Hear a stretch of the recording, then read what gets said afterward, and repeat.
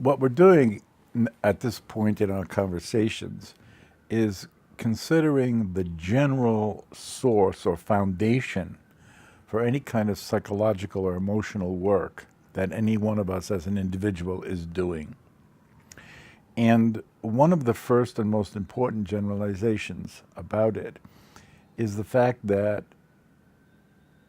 most of what we experience or feel in that area is the result of the training of the experience that we have as children growing up in our families or in the lack of family or in the lack of that kind of care, depending on what it may be.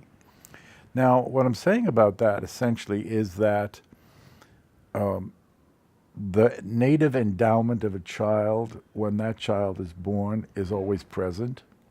Any kind of physical or genetic kind of endowment is always present. I'm not denying the presence of those things, but I do believe that the impact of the experience that each one of us has, the practical everyday experience that mounts up over the years of our childhood, is underemphasized.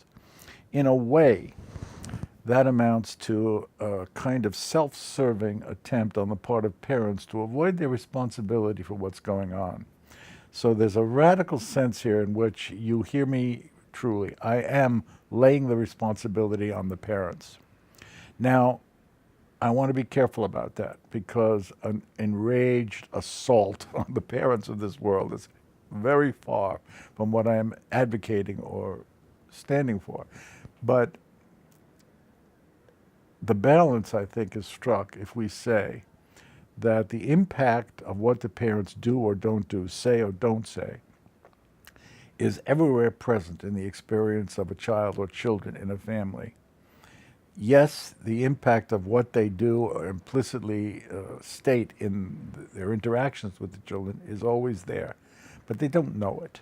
It's not like the overwhelming majority of parents are sadistically determined and intentionally, explicitly, avowedly inflicting this, that, or the other on the child. It's not the point.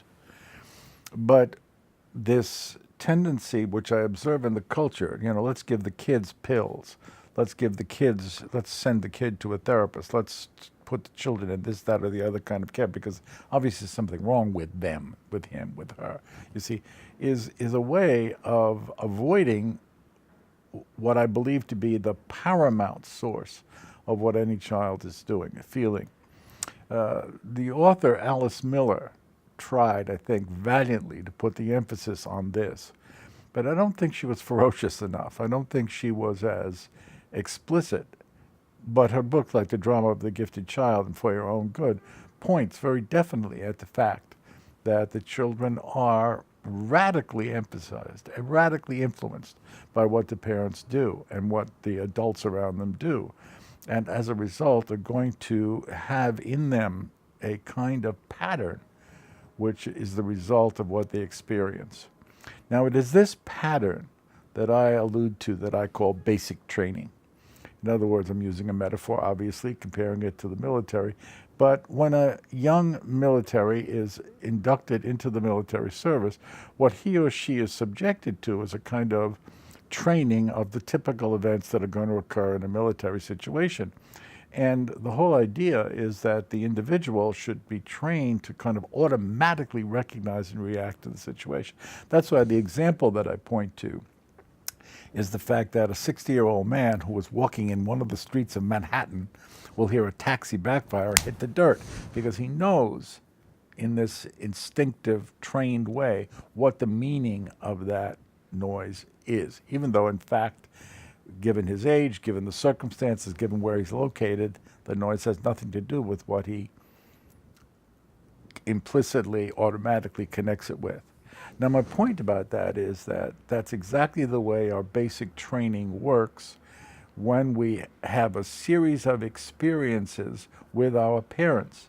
In other words, what I'm saying is that there is a pattern of emotional knowledge, a pattern of emotional reaction that is induced in us, that is trained into us as a result of the interactions we have with adults, caregivers, parents, and others, teachers, and like anyone influential, relatives, older siblings, sometimes younger siblings, we end up with an emotional pattern. So the point I am making is that the source of our emotional activity for the rest of our lives is basically defined by that experience. I'm saying nothing less than that. And that the content of that experience influences us all along. What does that mean? That means that from day to day, every single thing I say or do comports with it part of this emotional message that I have received.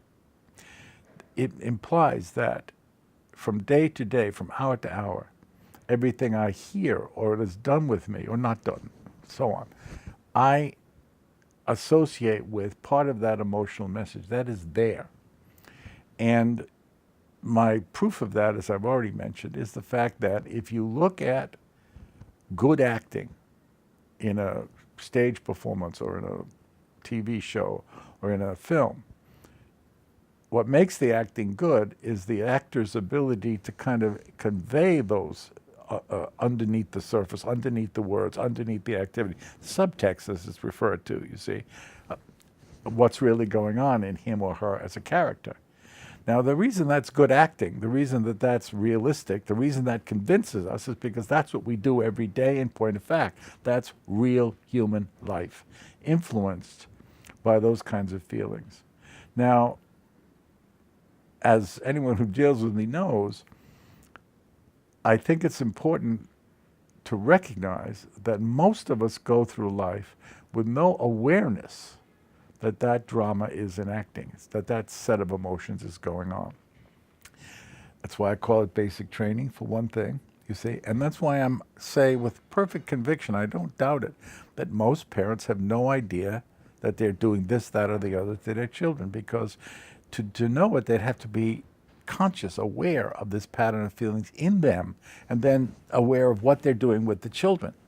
They're not, you see. Now, I tend to use a rather cynical figure. I always say that 99.5% of people, conservatively estimated, have no idea that this is going on.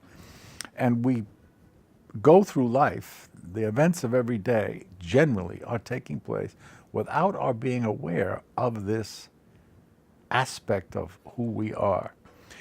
The historical proof of that lies in the fact that when Sigmund Freud came up with an insight and an awareness, an ability to explicitly recognize this dimension, he had to go to hell and back to convince the academic stars of his day, the University of Vienna faculty, that there was anything real or scientific about the area that he was pointing to, you see.